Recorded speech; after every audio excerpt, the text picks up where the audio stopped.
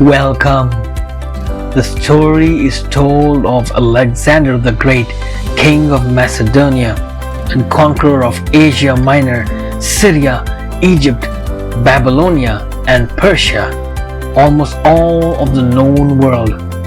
One day, Alexander and a small company of soldiers approached a strongly fortified walled city, and Alexander raises his voice and demanded to see the king.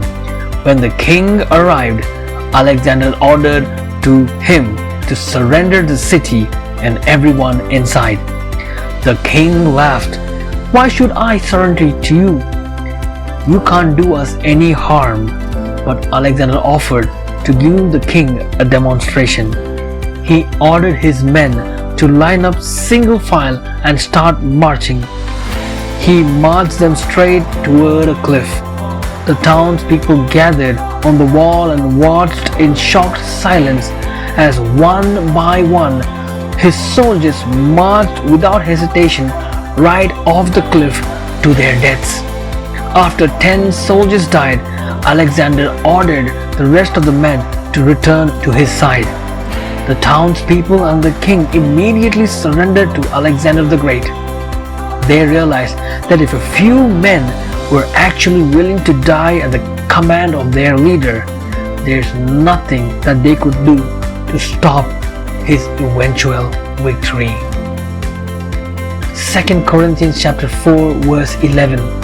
For we, alive though we are continually surrendering ourselves to death for the sake of Jesus, so that in this mortal nature of ours it may also be clearly shown that Jesus lives.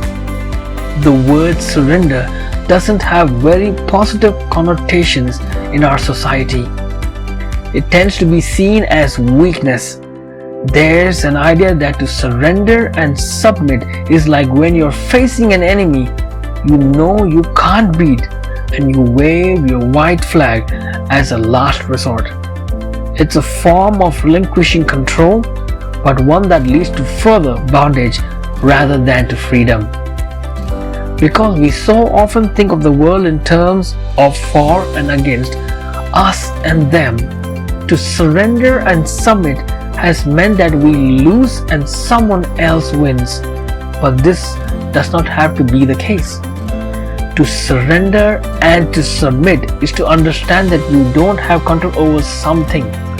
It means to give over or yield the power or authority of a higher entity, to be subject to some kind of treatment or influence. When we are sick, we have no problem surrendering to the power of medicine to treat our illness. Surrendering is not a form of losing. It's not self-diminishing so that you can turn in, be dominated by someone or something. It's simply trusting.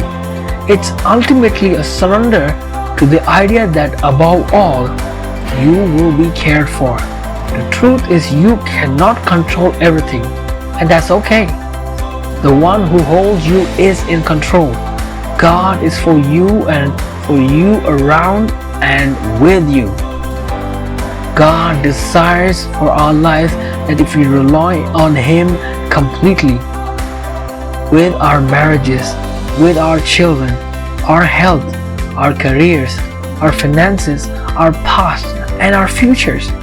When we resist the temptation to rely on our own strength and surrender everything to God, we allow Him to build, prosper, and give us rest. I want you all to repeat this prayer along with me.